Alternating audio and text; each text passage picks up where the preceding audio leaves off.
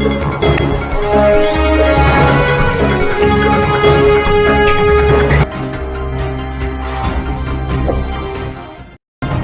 Friend, मैं हूं विनोद कुमार शर्मा। आप देख रहे हैं हमारा YouTube channel master media news. हमारी वीडियो पसंद आए तो लाइक कीजिए, सब्सक्राइब कीजिए और चैनल को सपोर्ट कीजिए। आपका ज्यादा समय न लेते हुए वीडियो करते हैं शुरू। कोरोना महामारी के बावजूद दुनिया के खेल महाकुंभ में दुनिया के सभी प्रतिष्ठित खिलाड़ी एकत्र हुए हैं। भारत का भी अब तक का सबसे बड़ा खिलाड़ियों का प्रतिनिधिमंडल इस खेल महाकुंभ में गया है। मैं युवा मोर्चा को धन्यवाद दूंगा कि उन्होंने अपने देश के खिलाड़ियों के समर्थन में चेयर फॉर इंडिया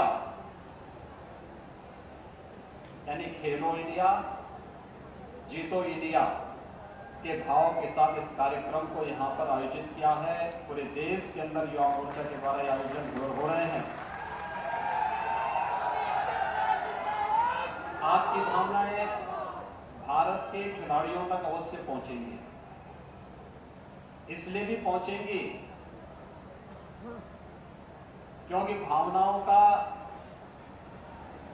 परस्पर स्पंदन उन्हें एक नई ऊर्जा देगी।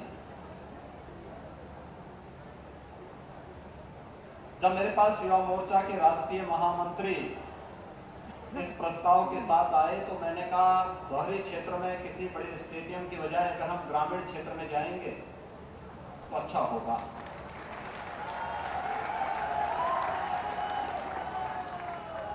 क्योंकि टोक्यो ओलंपिक में एक बात आपने देखी होगी कि भारत का पहला जो पदक है वह जीता है मणिपुर की सुश्री मीराबाई चानू ने। एकदम ग्रामीण पृष्ठभूमि से जुड़ी हुई एक सामान्य परिवार की बालिका, और उन्होंने देश के लिए पहला पदक इस टोक्यो ओलंपिक में जीता है। आज ये कार्यक्रम यहां पर हो रहा है। मैं विश्वास के साथ कह सकता हूं कि इस कार्यक्रम की आहट के साथ भारतीय खिलाड़ियों का प्रदर्शन में जो निखार देखने को मिला है, पूरे देश की भावनाएं, अगर 136 करोड़ की आबादी की भावनाएं अपने खिलाड़ियों के साथ ऐसे जुड़ेंगी तो अधिक से अधिक पदक हम लोग ले आने में सफलता प्राप्त अवश्य भारत को होगी। और भाइयों बहनों, ये भावनाएं हर खिलाड़ी के प्रति हमारी होनी चाहिए, क्योंकि एक खिलाड़ी अपने लिए नहीं खेलता, देश के लिए खेलता है। अगर वह किसी अंतर्राष्ट्रीय प्रतिस्पर्धा का में भागीदार है तो देश का नाम वहां पर आगे बढ़ाने का कार्य करता है। एक खिलाड़ी अगर राष्ट्रीय किसी प्रतियोगिता में भागीदार बन रहा है तो अपने प्रदेश का प्रतिनिधित्व वहां पर करता है।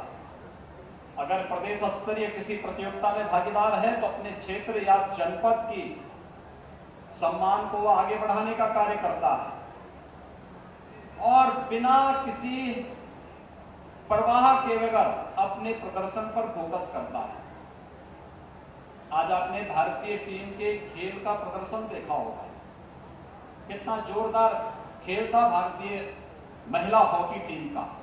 मैं उन सबको हृदय से बधाई देता हूं, आप सब की ओर से हृदय से बधाई देता हूं, अपनी शुभकामनाएं देता हूं। और ये तय है कि अब तक का जो प्रदर्शन है, हमारे कई खिलाड़ियों ने, कई टीमों ने अपना पदक पक्का कर लिया है।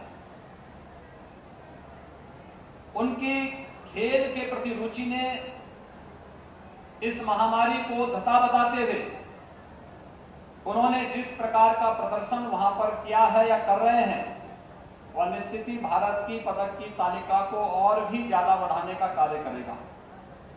हम सब जानते हैं, खेल के गतिविधियों को आगे बढ़ाने के लिए ही आदरणीय प्रधानमंत्री जी ने देश के अंदर खेलो इंडिया खेलो के एक अभियान को गांव-गांव तक पहुंचाने का कार्य किया। और और उन्हीं की प्रेरणा से हम लोगों ने प्रदेश के अंदर हर गांव में खेल का मैदान हो।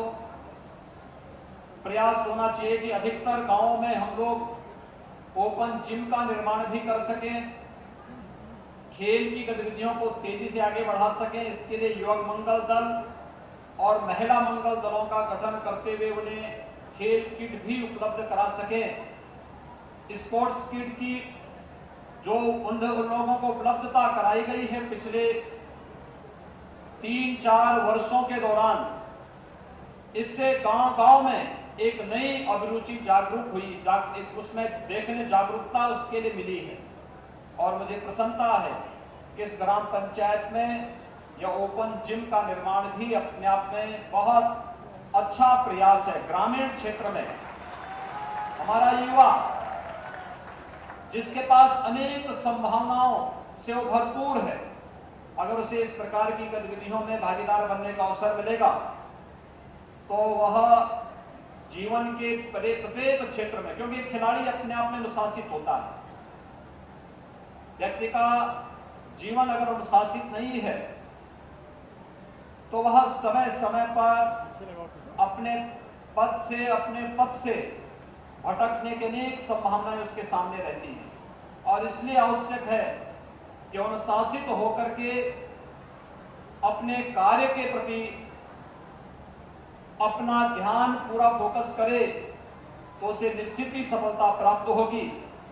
खेलकूद की गतिविधियों को ही ध्यान में रख करके प्रदेश सरकार ने यह भी निर्णय लिया है कि हम प्रदेश में एक स्पोर्ट्स यूनिवर्सिटी भी बनाएंगे। मैं देख रहा था अभी केडी सिंह बाबू स्टेडियम में उनके छात्रावास में खेलकूद विभाग के द्वारा जो छात्रावास संचालित होते हैं, जो बच्चे वहां पर प्रशिक्षण ले रहे हैं, उन बच्चों को आगे बढ़ने का एक नया उत्साह मिलेगा। प्रदेश के 10 खिलाड़ी टोक्यो ओलंपिक में भाग ले रहे हैं। मुझे विश्वास है कि प्रदेश सरकार ने जो निर्णय लिया है कि प्रदेश का जो भी खिलाड़ी स्वर्ण पदक जीतेगा, प्रदेश सरकार 6 करोड़ रुपए की राशि उससे राज्य सरकार की ओर से अलग से उपलब्ध कराएगी। रजत पदक पर 4 करोड़ की राशि और कांस्य पदक पर 2 करोड़ की राशि राज्य सरकार उन्हें प्रदान करेगी। हर एक स्तर पर खिलाड़ियों को प्रोत्साहित करने की राज्य सरकार के प्रयास हैं।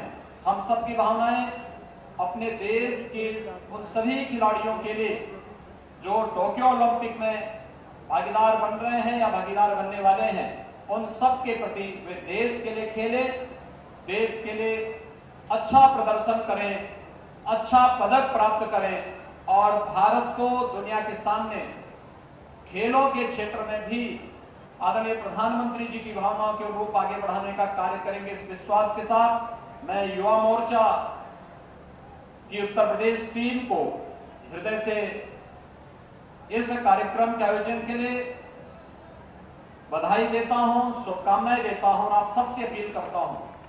अभी कोरोना महामारी समाप्त नहीं हुई है।